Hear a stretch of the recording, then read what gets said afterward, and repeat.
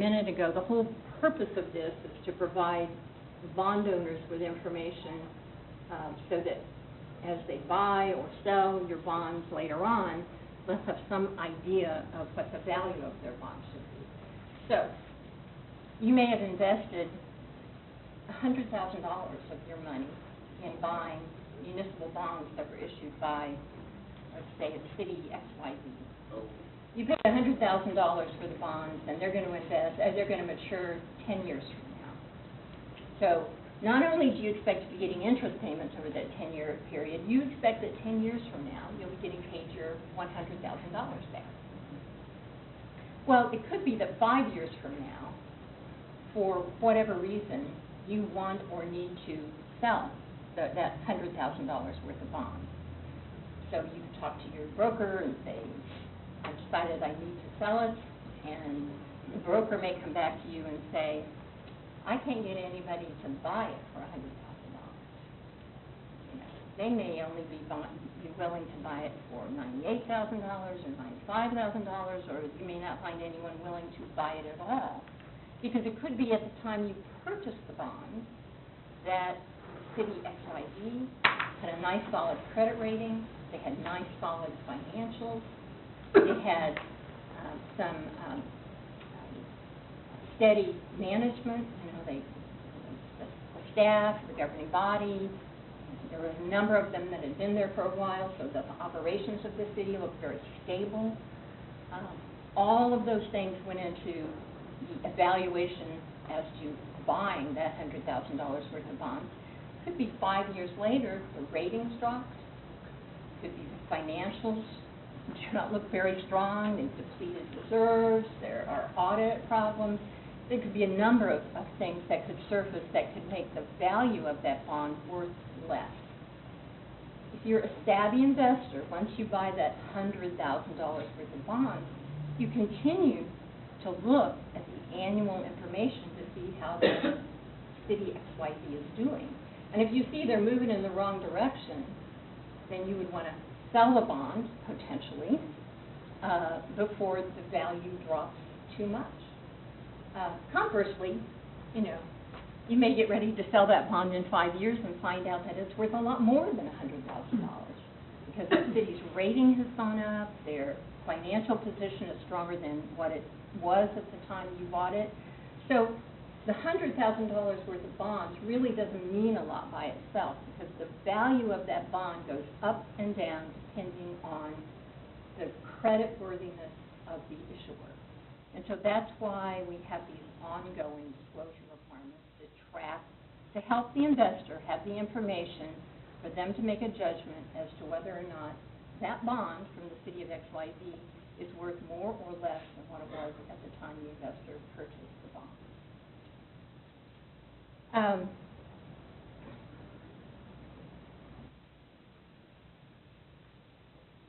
The requirement to provide this ongoing disclosure embeds in it the anti-fraud provision, which means that not only do you technically have to provide these annual reports, but every time you do it, you're subject to the same requirements to make sure that that annual filing is accurate and that you haven't omitted anything that was material to make that annual filing a fair representation of what's going on with the city's finances.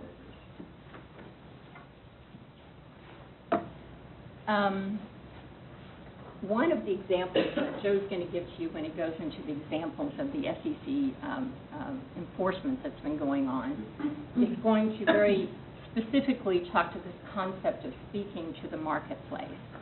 And, you know, it's clear, I think, for issuers that, gosh, when we're filing something on a designated website or when we're sending out an official statement, we know we're providing information to the marketplace.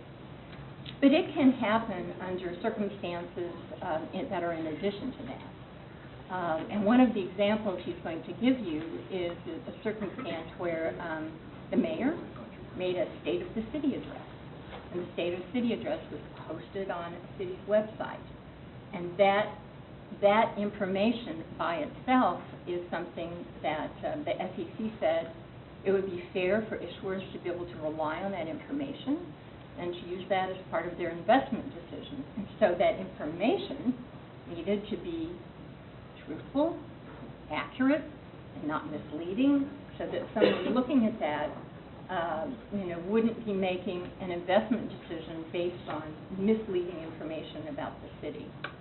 So it's important that you as officials are aware of what you're saying to the public, in addition to, like I said, what's being posted on the city website.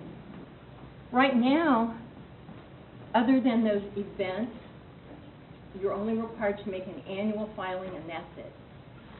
You don't have to include any more information than what is specifically required under the rule. But I will tell you that the trend for by the SEC and under federal securities law, the trend is to require you to provide more and more information. So I don't think this is going to get easier in the future. I think it's only going to become more complicated in the future.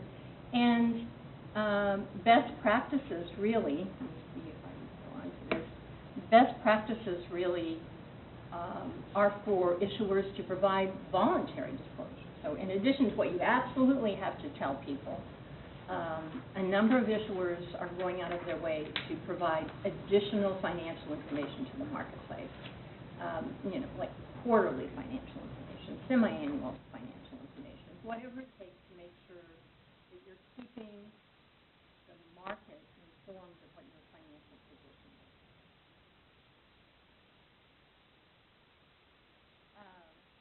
Enforcement action.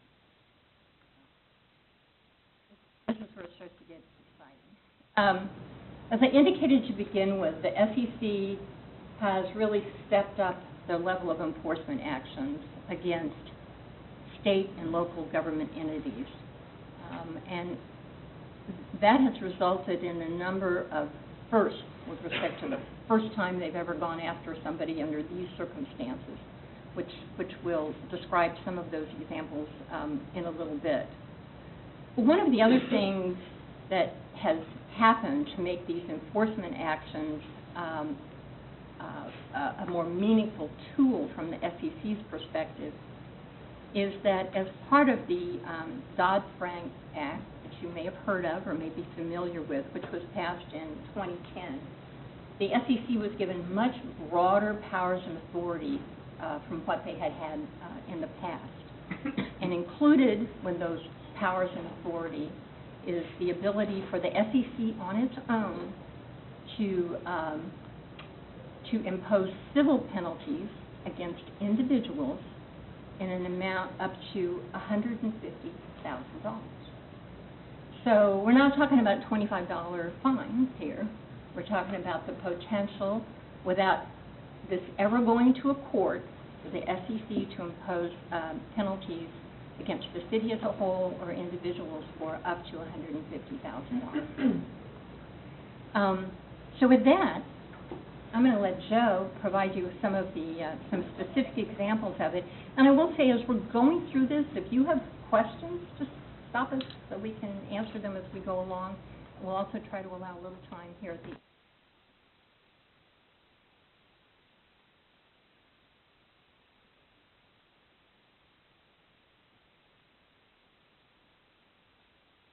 Good evening, Mayor and Council members. My name is Joe Serrano with Kutek Rock, and I'm a colleague of Dottie Riley.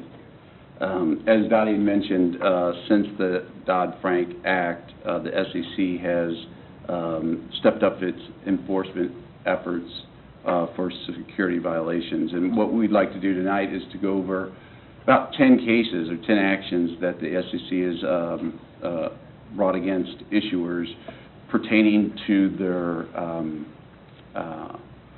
disclosure filings in bond documents. In the first case, it's in August of 2010, the SEC brought an action against the state of New Jersey. It settled these claims, and what it did is it claimed that the state had misled its investors with respect to $26 billion in municipal bonds and its disclosures or lack thereof regarding the underfunding of pension plans, our pension funds. In the first three cases, we'll actually deal with pension funds, so we'll kind of